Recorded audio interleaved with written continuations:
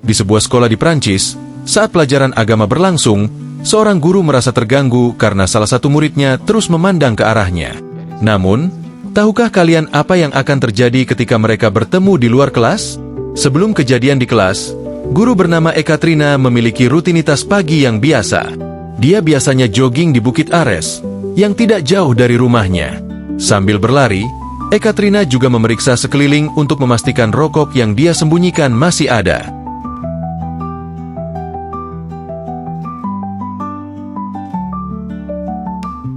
Setelah mandi, dia mengendarai mobilnya menuju sekolah, di mana ia mengajar di SMA.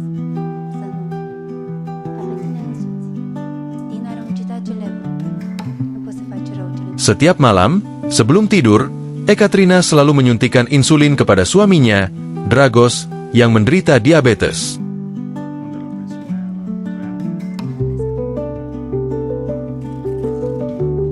Pada hari Minggu, Dragos, yang merupakan pendeta terkenal di kota tersebut, melayani jemaatnya dengan didampingi oleh anak semata wayang mereka, Florin.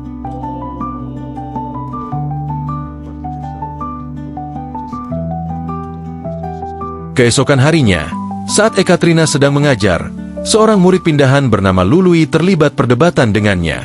Mereka berdebat tentang takdir, yang dibahas dalam kitab pelajaran. Meskipun Ekaterina sudah menjelaskan, Lului tetap teguh dengan pendapatnya dan menolak mempercayai konsep takdir tersebut. Setelah pelajaran berakhir, Ekaterina mendatangi guru utama bernama Felix untuk menanyakan latar belakang Lului dan mengenai murid pindahan tersebut. Felix kemudian memberitahu bahwa Lului adalah murid pindahan dari sekolah di Jerman dan saat ini tinggal bersama neneknya di sebuah apartemen. Orang tua Lului bekerja di luar negeri, dan di sekolah sebelumnya, Lului tidak mendapatkan pelajaran agama berdasarkan rapor yang disertakan oleh neneknya. Hal ini membuat Ekaterina mengerti mengapa Lului bersikap seperti itu. Pada malam harinya, Ekaterina dan keluarganya makan malam bersama. Keesokan paginya, setelah Ekaterina jogging untuk merokok, dia kembali ke rumah dan bersiap untuk berangkat mengajar. Namun, ketika Dragos, suaminya, melihat Ekaterina sedang bersiap-siap dan berdandan, dia tergoda untuk bercanda dengan merayu Ekaterina untuk bermain kuda-kudaan.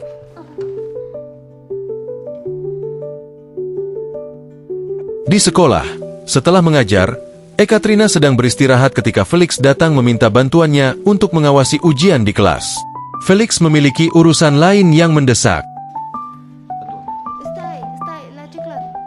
Saat mengawasi ujian, Ekaterina kembali merasa terganggu karena Lului terus memandanginya dengan tatapan penuh arti, yang membuatnya merasa gugup. Di hari lain, saat Dragos sedang memimpin pernikahan di gereja, Ekaterina keluar untuk berkumpul bersama sahabatnya, Zoe. Namun, Zoe tidak datang sendiri. Salah satu teman Zoe menawarkan rokok kepada Ekaterina, tapi dia menolak. Zoe kemudian menjelaskan bahwa Ekaterina sudah berhenti merokok sejak 20 tahun yang lalu. Percakapan mereka kemudian beralih ke profesi Ekaterina sebagai guru. Ekaterina awalnya datang untuk bersantai dan melepas penat bersama sahabatnya, namun malah merasa terganggu oleh percakapan tentang agama. Karena itu, dia memutuskan untuk pulang lebih awal. Dalam perjalanan pulang, secara tidak sengaja dia melihat Lului sedang berjalan-jalan mencari udara segar, dan Ekaterina menyadari bahwa muridnya tinggal di apartemen dekat situ. Tanpa diduga, Ekaterina memundurkan mobilnya dan mengajak Lului pergi ke Bukit Ares untuk menikmati udara segar bersama. Di sana, mereka berbicara lebih dalam, dan Ekaterina mengetahui bahwa Lului telah ditinggalkan oleh orang tuanya sejak kecil dan dibesarkan oleh neneknya. Merasa simpati, Ekaterina menyentuh pundak Lului untuk menenangkan. Namun secara tak terduga, Lului malah menciumnya selama 5 detik. Ekaterina segera meminta Lului untuk tidak mengulangi perbuatan tersebut.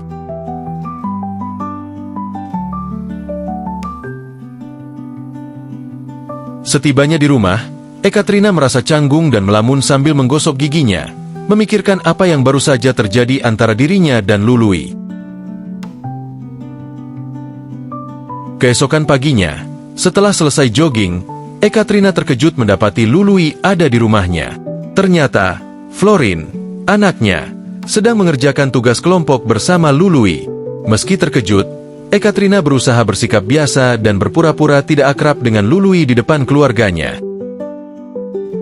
Setibanya di sekolah, Ekaterina merasa ada sesuatu yang aneh saat melihat Lului memberikan uang kepada neneknya di depan gerbang sekolah. Hal ini membuatnya semakin memikirkan situasi muridnya tersebut.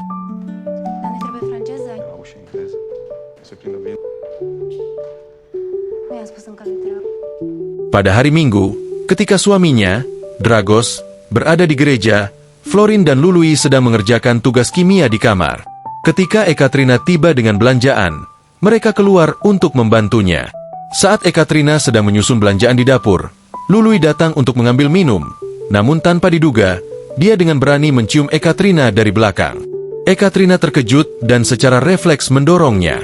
Gelas yang dipegang Lului pun pecah. Namun keduanya berhasil menyembunyikan kejadian tersebut saat Florin datang untuk membantu membersihkan pecahan gelas. Malam harinya, ketika Dragos pulang dan bertemu dengan Lului yang hendak pamit, dia meminta istrinya, Ekaterina, untuk memberikan kunci gereja yang akan digunakan pendeta lain keesokan paginya. Ekaterina kemudian menawarkan Lului tumpangan pulang. Ketika mereka berhenti di lampu merah, Lului kembali melancarkan aksinya, menyentuh Ekaterina secara tidak pantas. Ekaterina terdiam beberapa detik, terkejut oleh apa yang terjadi, hingga dikejutkan oleh suara klakson kendaraan di belakangnya. Dia pun melanjutkan perjalanan dan mengantar Lului ke depan apartemennya tanpa melanjutkan kejadian tersebut. Namun, peristiwa itu terus mengganggu pikirannya, bahkan ketika dia sedang membersihkan tubuh di rumah. Minggu berikutnya, setelah menghadiri gereja bersama, Ekaterina dan Dragos makan siang bersama orang tua Dragos yang sangat religius. Ketika muncul perbedaan pendapat selama percakapan, suaminya tidak membelanya. Hal ini membuat Ekaterina marah, dan dia memutuskan untuk meninggalkan rumah mertuanya lebih dulu, merasa kesal dan kecewa karena Dragos tidak berpihak padanya. Pada sore hari, setelah merasa butuh ketenangan, Ekaterina menyuruh Florin yang sedang belajar untuk mengambilkan obat anti cemasnya. Namun, tanpa sepengetahuan Florin, Ekaterina menukar ponselnya dengan ponsel Florin dan menggunakan kesempatan itu untuk menghubungi Lului. Setelah mendapatkan balasan dari Lului, Ekaterina segera menjemputnya yang sudah menunggu di depan apartemen. Tanpa disadarinya, Zoe melihatnya dari dalam sebuah salon. Ekaterina kemudian membawa Lului ke Bukit Ares, tempat yang sepi. Karena tekanan hidup yang terus mengganggunya, Ekaterina akhirnya menyuruh Lului untuk melakukan permainan kuda-kudaan. Setelah itu, dia berterima kasih kepada Lului atas kerjasamanya. Sebelum masuk ke dalam rumah, Ekaterina memastikan untuk menghapus semua pesan yang berkaitan dengan Lului, lalu kembali ke rumah, di mana suami dan anaknya sudah menunggu. Ekaterina kemudian menukar kembali ponselnya dengan Florin, dengan alasan bahwa dia salah mengambil ponsel. Namun, tanpa diduga, Florin berkata bahwa dia tahu kemana saja ibunya pergi karena menggunakan fitur pelacakan HP. Florin menyebutkan dua lokasi, Bukit Ares dan pusat kota. Ekaterina segera mencari alasan dan menjelaskan kepada suaminya bahwa dia pergi ke Bukit Ares bersama Zoe untuk menenangkan diri. Secara kebetulan, suaminya mengatakan bahwa dia akan pergi ke salon milik Zoe keesokan harinya untuk potong rambut. Hal ini membuat Ekaterina khawatir, sehingga keesokan paginya, dia buru-buru menemui Zoe di salon tempatnya bekerja. Ekaterina meminta Zoe untuk mengaku bahwa malam sebelumnya mereka berdua nongkrong di Bukit Ares, agar kebohongannya tidak terbongkar. Namun sayangnya, Zoe yang mengetahui bahwa malam sebelumnya sahabatnya itu pergi dengan seorang anak muda, tidak berjanji akan berbohong jika Dragos menanyakan hal tersebut. Hal ini membuat Ekaterina semakin pusing. Dia kemudian memutuskan untuk menunggu Lului di jalur menuju sekolah. Secara kebetulan, Ekaterina kembali melihat Lului memberikan uang kepada neneknya yang terlihat seperti gelandangan.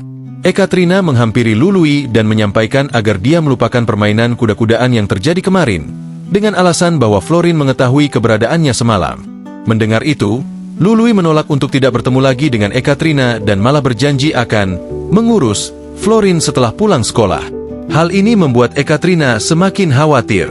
Setelah pulang sekolah, Ekaterina berusaha menelepon Florin, tetapi panggilannya tak diangkat-angkat.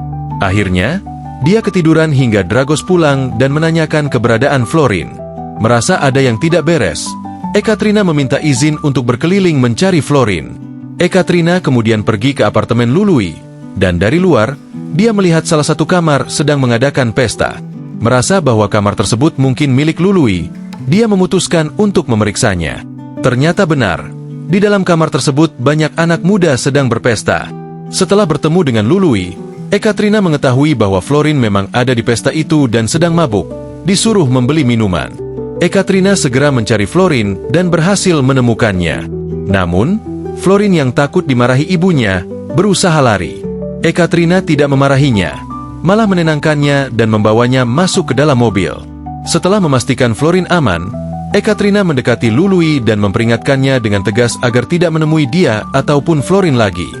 Meskipun Ekaterina sudah menegaskan bahwa kejadian kuda-kuda am di Bukit Ares hanyalah sebuah cinta satu malam, Lului tetap tidak peduli. Dia bahkan mengaku bahwa dia sudah jatuh cinta pada Ekaterina. Ekaterina berusaha menjelaskan bahwa hubungan ini harus segera diakhiri, terutama karena sahabatnya yang pemilik salon sudah mengetahui sebagian dari kejadian itu. Namun, Lului tetap bersikeras.